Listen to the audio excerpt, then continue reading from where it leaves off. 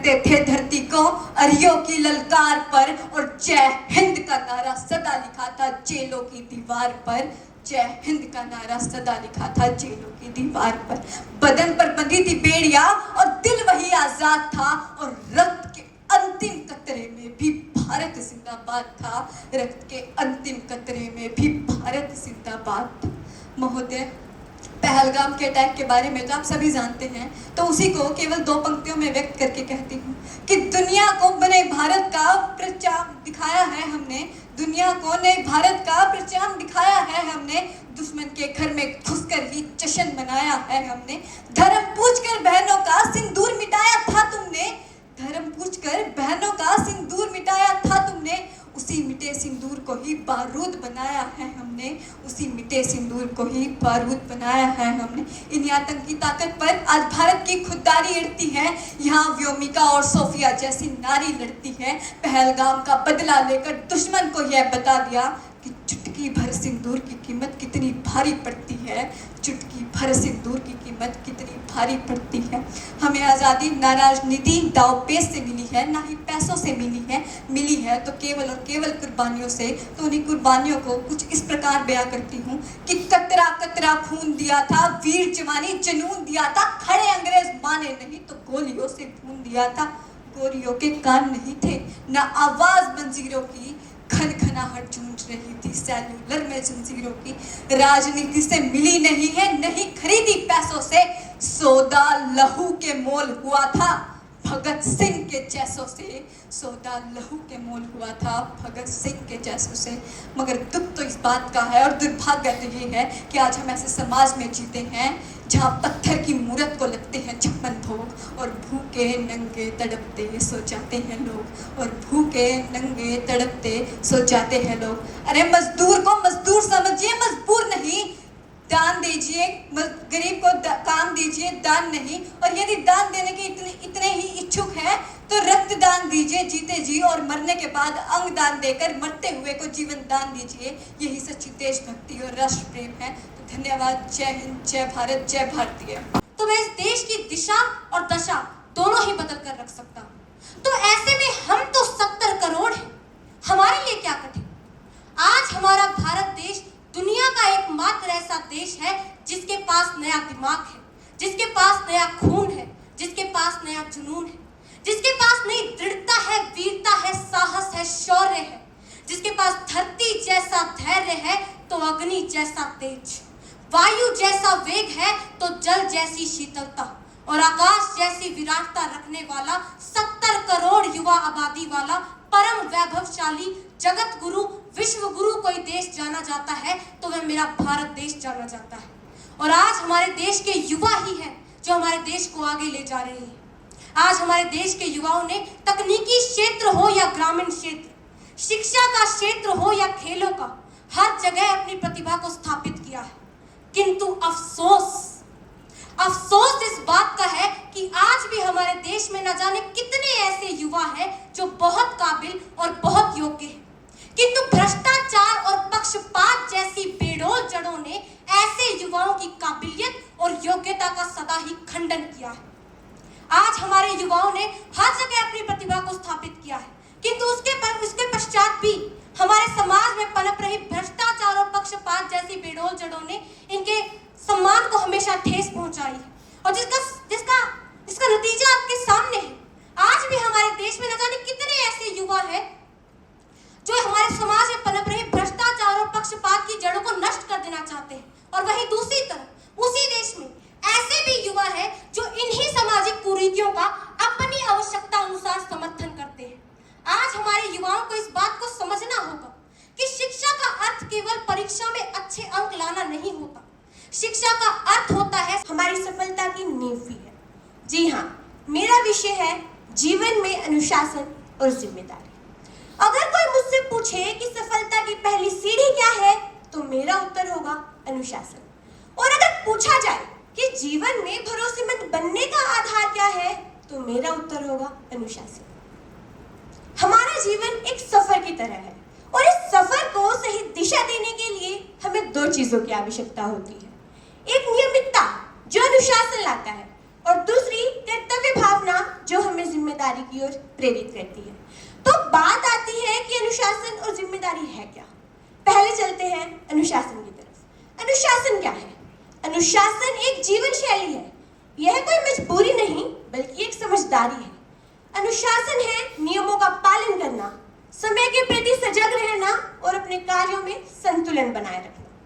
जैसे एक रेल की पटरी के बिना ट्रेन नहीं चल सकती, वैसे ही बिना अनुशासन के हमारे जीवन में स्थिरता नहीं आ सकती।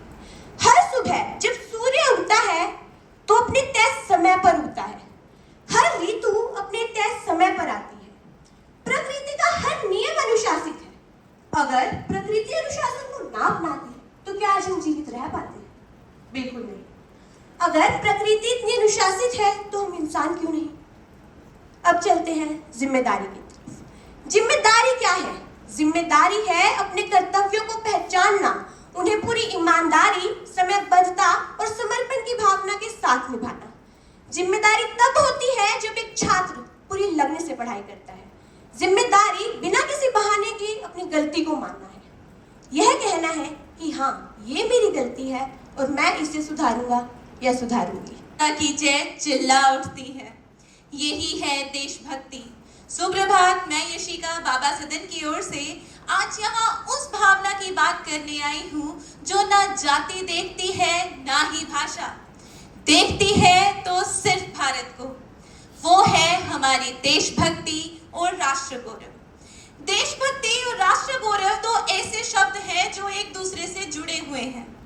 देशभक्ति का अर्थ है अपने देश के प्रति प्रेम, निष्ठा और अनुशासन, जबकि राष्ट्र गौरव का अर्थ है अपने देश की उपलब्धियों, संस्कृति और इतिहास पर गर्व करना। देशभक्ति केवल एक शब्द नहीं है, यह कोई गीत नहीं है, ना ही किसी एक दिन की रस्म।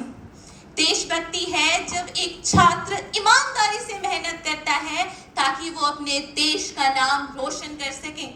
जब एक सफाई कर्मचारी 5 बजे उठकर अपने देश को स्वच्छ बनाता है। जब एक किसान तपती धूप में भी खेतों में काम करता है ताकि उसका देश भूखा न सोए। जब एक माँ अपने बेटे को वर्दी पहनाकर सीमा पर भेजती है और कहती है, देश तुझसे पहले है। ये है देशभक्ति। देशभक्ति किसी खास वर्दी या बंदूक की मोहताज नहीं है। यह तो हमारे छोटे बड़े कर्तव्य में जिंदा रहती है। कल्पना कीजिए, एक जवान 20 डिग्री में भी सीमा पर तैनात है। उसके पास ना मोबाइल है ना ही इंटरनेट। उसे अपनी माँ की आवाज सुने भी महीनों हो चुके हैं। फिर भी वो मुस्कुराकर सिर्फ एक ही बात कहता है, माँ, यहाँ सब ठीक है, बस तुम अपना ख्याल रखना। क्या आप सभी को पता है भ्रष्टाचार का अर्थ क्या है? चलिए मैं आपको बताती हूँ। भ्रष्टाचार का अर्थ है किसी पद या अधिकार का दुरुपयोग करके निजी लाभ प्राप्त करना। इसमें रिश्वतखोरी, धोखाधड़ी, गबन और अनुचित कार्य शामिल हो सकते हैं।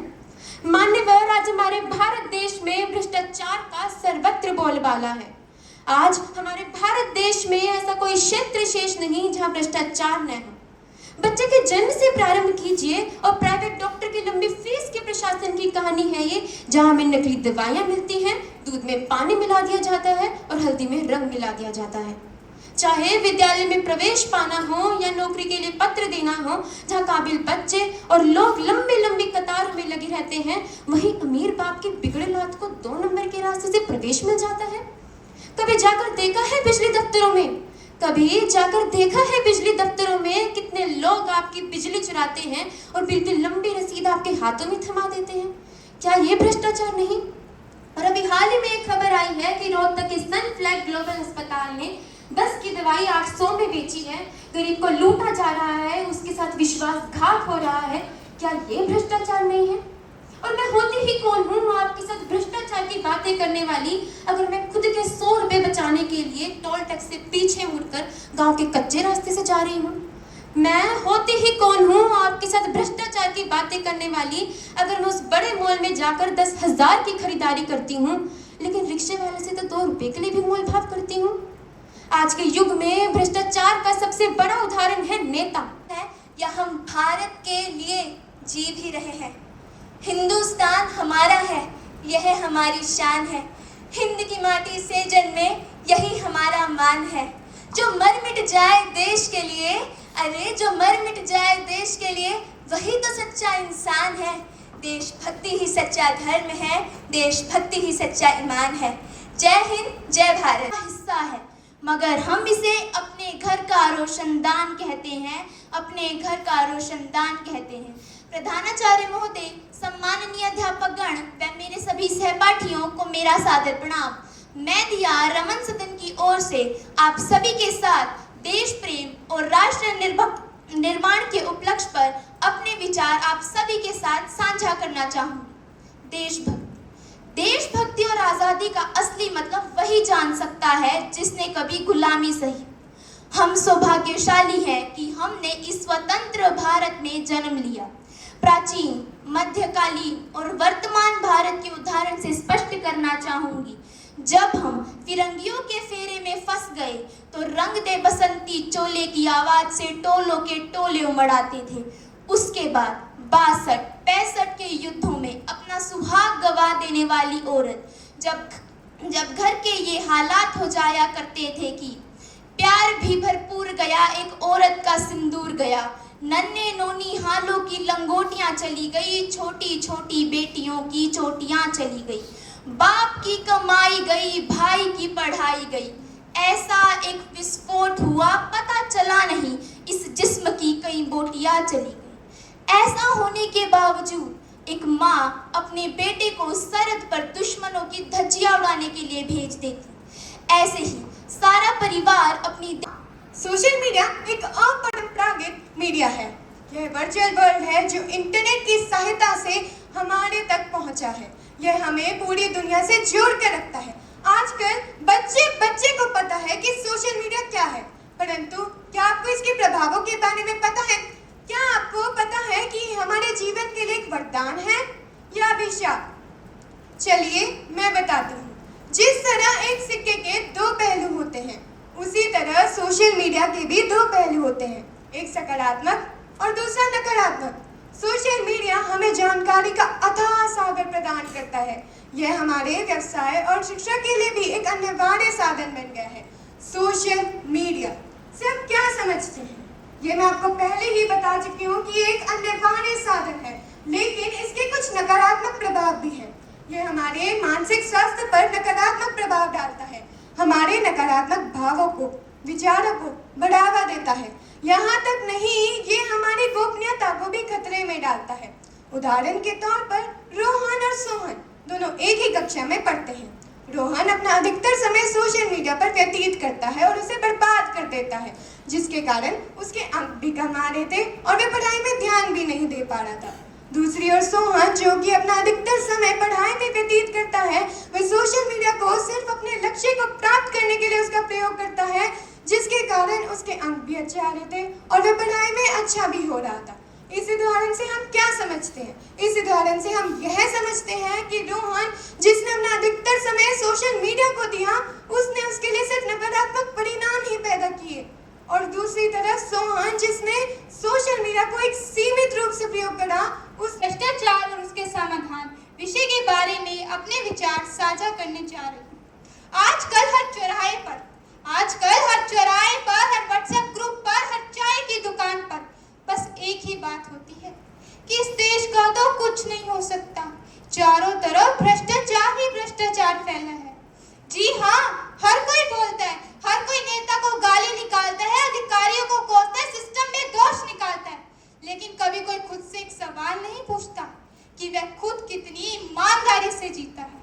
अब आप ही बताइए, क्या कभी आपने चालान से बचने के लिए 100 रुपये देकर मामला सेट किया है? क्या कभी आपने टोल प्लाजा पर टोल ना देने के लिए बगल वाले गांव की सड़क पकड़ी है? क्या आपने कभी कहा है कि थोड़ा सा जुगाड़ बैठा लो, काम जल्दी हो जाएगा? अगर हाँ, तो मुबारक होइए, आप उसी भ्रष्टाचार की शाखा है जिसकी जड़ें आप दूसरों में ढूंढ रहे थे। हम आम आदमी तो है, लेकिन हमारी आदतें असामान्य हैं, और फिर हम कहते हैं कि सरकार निकम्मी है, बाबू रिश्वतखोर है। इस देश का कुछ नहीं हो सकता। सच कहूँ तो इस देश का सुधरना चाहिए। आजकल जो लोग हमारे रक्षक होने चाहिए थे, वही भक्षक बने बैठे हैं।